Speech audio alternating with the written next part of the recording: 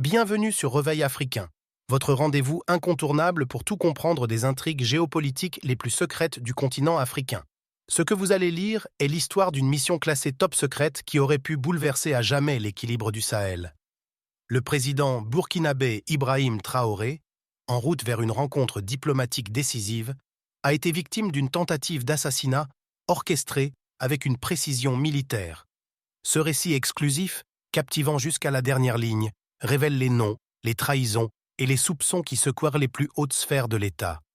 Restez avec nous jusqu'à la fin. L'aéroport militaire de Ouagadougou était encore plongé dans la pénombre lorsque le président Ibrahim Traoré monta discrètement à bord de l'avion présidentiel. Direction, le Niger. Cette mission ultra-confidentielle était limitée à 5 personnes de confiance, 3 conseillers et 2 gardes du corps. L'objectif ? Consolider une alliance stratégique dans un Sahel en proie à l'instabilité. Le capitaine Sawadogo, un pilote de 52 ans au calme légendaire et aux cheveux grisonnants, annonça avec assurance « Excellence, tout est prêt pour le décollage ». Ibrahim Traoré.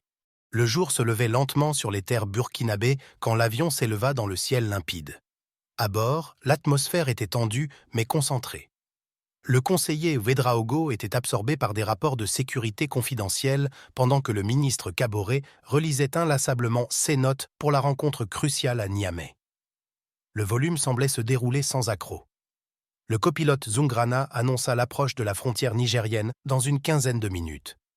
Depuis son hublot, Traoré contemplait le Sahel, vaste et ancestral, aujourd'hui déchiré par les tensions. Zungrana. À une altitude de 35 000 pieds, les conditions météorologiques étaient parfaites. Mais soudain, un voyant rouge s'alluma sur le tableau de bord. Le capitaine fronça les sourcils. Les instruments clignotaient de façon incohérente. Les données GPS devenaient absurdes, indiquant une position au-dessus de l'océan Atlantique alors qu'ils survolèrent l'Afrique. Le compas tournait sur lui-même. L'altimètre perdait toute logique. Une attaque électronique sophistiquée était en cours. Sawadogo. Dans la cabine, Traoré perçut les premiers signes d'une perte de contrôle. Accompagné du lieutenant-colonel Tapsoba, il rejoignit immédiatement le cockpit. Tapsoba, ancien des forces spéciales, veillait personnellement sur la sécurité du chef d'État. Le capitaine confirma le pire. C'est comme si quelqu'un pilotait l'appareil à distance. La tour de contrôle tenta de rétablir le contact, mais la radio fut submergée par un brouillage électronique intense. L'avion présidentiel était à présent isolé dans le ciel du Sahel. Tapsoba. Le pilote perdit complètement le contrôle du stabilisateur. L'avion piqua dangereusement vers le sol. Traoré, stoïque, resta concentré, pendant que Tapsoba enclenchait les procédures d'urgence. Une seule option, une piste désertique abandonnée dans la région de Tillabéri, près de la frontière nigérienne. Le capitaine tenta une manœuvre de fortune. Durant 15 minutes, l'avion survola en zigzag les dunes ocres du désert, frappé par des turbulences artificielles. Chaque seconde était un défi contre la mort. Sawadogo. L'atterrissage fut brutal, mais réussi. Un nuage de poussière engloutit l'appareil. Aucun blessé. Pourtant, Traoré n'avait aucun doute. Il s'agissait d'un sabotage, pas d'une panne. Quelqu'un a trafiqué nos systèmes avant le décollage, affirma-t-il. Le capitaine confirma avoir observé des anomalies dans l'ordinateur de bord, pensant à une mise à jour de routine. C'est alors qu'un drone armé surgit dans le ciel. Tapsoba. L'engin hostile approchait, ses capteurs verrouillés sur la carcasse immobile de l'avion. Tapsoba réagit immédiatement. Il dégaina un lance-missile et tira. L'explosion fut foudroyante. Le drone fut détruit en plein volume. Le calme revint brutalement. Cette attaque à la technologie avancée était une preuve supplémentaire de l'ampleur de la conspiration. Qui était derrière ce complot sophistiqué ? Tapsoba. De retour à Ouagadougou sous forte escorte, l'opération fut déclarée comme reportée pour raisons techniques. Seul le cercle restreint était au courant. Dans le bunker de crise, Traoré réunit les plus hauts responsables de la sécurité. Ce n'est pas un accident. Quelqu'un au sein même de notre appareil d'État est impliqué. Le général Compaoré annonça une enquête systématique. Chaque agent ayant accès à l'appareil fut interrogé. Compaoré. Les investigations se concentraient aussi sur les téléphones, les comptes bancaires, les antécédents. Le conseiller Ouedraogo demanda des nouvelles du pilote. Un silence pesant s'installa. Tapsoba expliqua. Sawadogo a disparu vers 2 heures du matin. Aucun bagage, aucun mot. Sa femme est sous le choc. Cette disparition soudaine était alarmante. Un homme aussi rigoureux que Sawadogo ne fuyait pas sans raison. Ouedraogo. Traoré, visiblement tendu, était face à 2 hypothèses. Soit Sawadogo était complice, soit il était victime d'un nettoyage. Il ordonna la fouille complète de son domicile, de son bureau, de sa voiture. Il fallait comprendre qui l'avait approché. L'enjeu était immense. Le chef d'État burkinabé venait d'échapper à une mort certaine. Et ce n'était que le début. Ibrahim Traoré. Une révélation d'une importance capitale allait bouleverser le destin de notre nation et celui de tout notre continent. Ibrahim Traoré marqua un silence pesant, laissant chaque mot résonner dans la salle désormais figée d'émotion. Il y a tout juste une semaine, notre pays a été la cible d'une tentative d'assassinat et d'une opération de déstabilisation orchestrée depuis l'étranger par des puissances qui se targuent d'être nos amis. Il déroula ensuite, avec un calme implacable, la chronologie des événements tragiques. L'attaque dramatique contre l'avion présidentiel, les preuves techniques indéniables d'un sabotage minutieux, les circuits financiers occultes découverts, la trahison scandaleuse du ministre Zongo et, plus grave encore, l'implication documentée de certaines puissances occidentales dans cette conspiration. L'ennemi de l'Afrique libre ne frappe pas toujours là où on l'attend, déclara Traoré. Parfois, il se cache derrière le masque de l'amitié et de la coopération historique. Ceux qui se présentent publiquement en alliés cherchent en réalité à nous contrôler et à manipuler nos destins. Brandissant devant l'Assemblée des documents piratés, des emails confidentiels, des preuves de financement offshore, ainsi que des notes secrètes du G7, il déclara fermement. Nous avons les preuves, nous avons les noms, nous avons les comptes bancaires. Cette tentative d'assassinat était planifiée, financée et coordonnée de l'extérieur. Dans la salle, la tension monta immédiatement. Les journalistes africains se levèrent, applaudissant spontanément ce courage sans précédent. Les correspondants européens prenaient fébrilement des notes, conscients d'assister à un moment historique. Je ne dévoile ces faits ni par vengeance ni par désir de confrontation, mais par devoir de vérité envers mon peuple et envers l'Afrique entière. Nous ne pouvons plus accepter que notre continent soit traité comme un simple terrain de jeu pour les ambitions étrangères. Cette révélation embrasa tout le continent. En quelques heures, toutes les chaînes africaines reprenèrent l'information en boucle, tandis que les réseaux sociaux s'enflammaient avec le hashtag d'un Traoré vérité africaine, bientôt tendance mondiale. Les images de Traoré montrant la preuve de la conspiration furent partagées par des millions d'internautes, accompagnés de messages comme « L'Afrique dit non ». Le même jour, Traoré adressa une lettre diplomatique officielle à l'ambassade française à Ouagadougou, exigeant des explications claires, transparentes et immédiates sur le rôle suspect de certains ressortissants français dans ces manœuvres.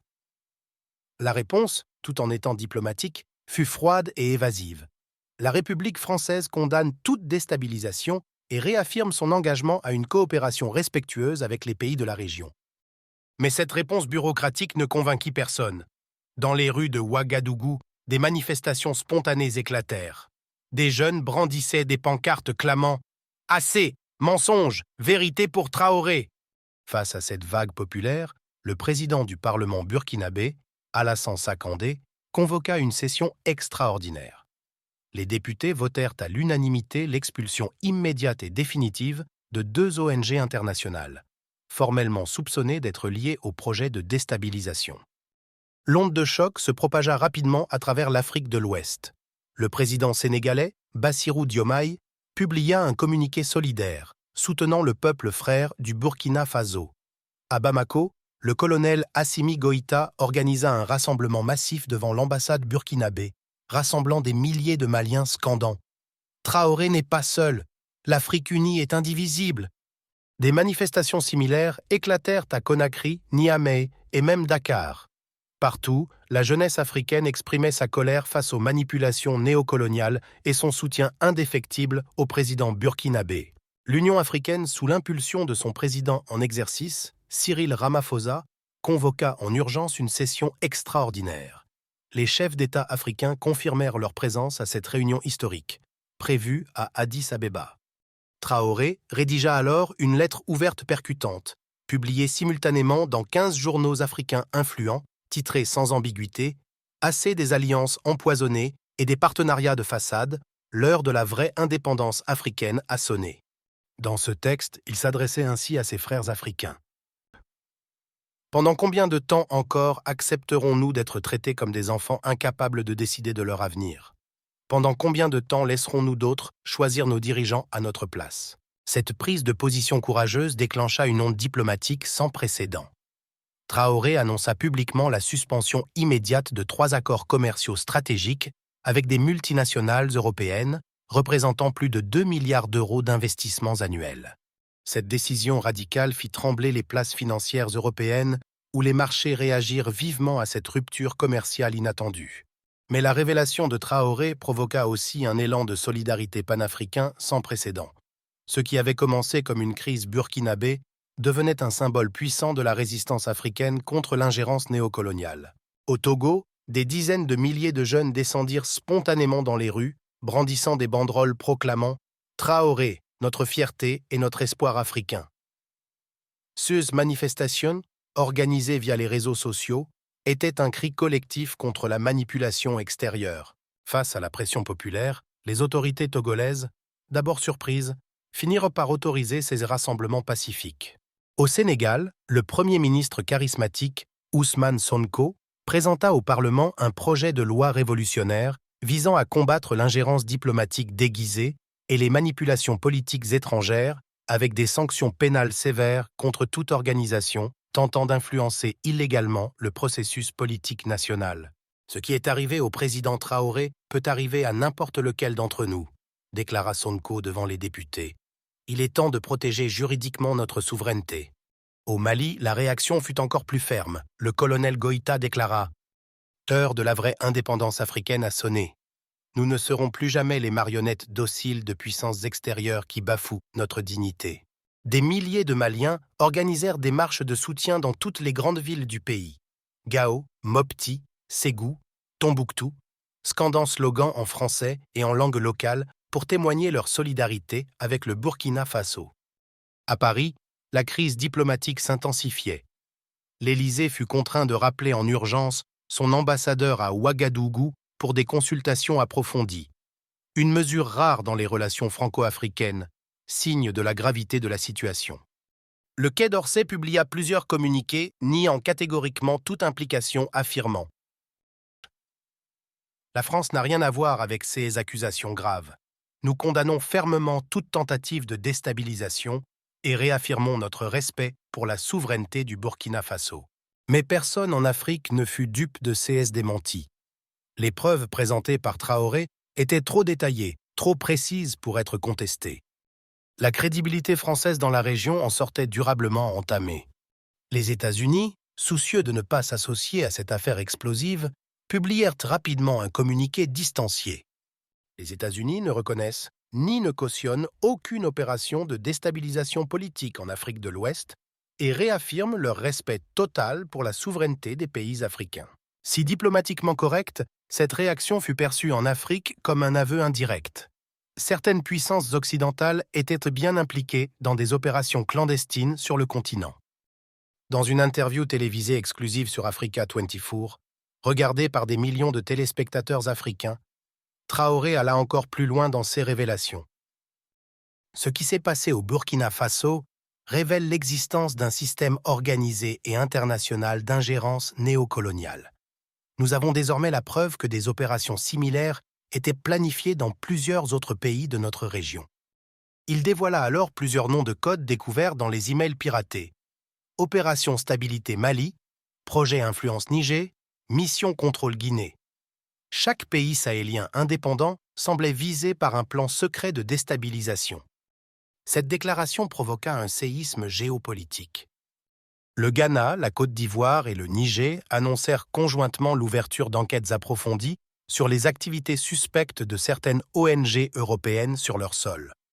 Face à cette montée de contestation, Traoré proposa la création d'un bloc de sécurité sahélien indépendant associant étroitement Burkina Faso, Mali et Guinée afin de mutualiser leurs moyens de lutte contre toute forme d'ingérence extérieure.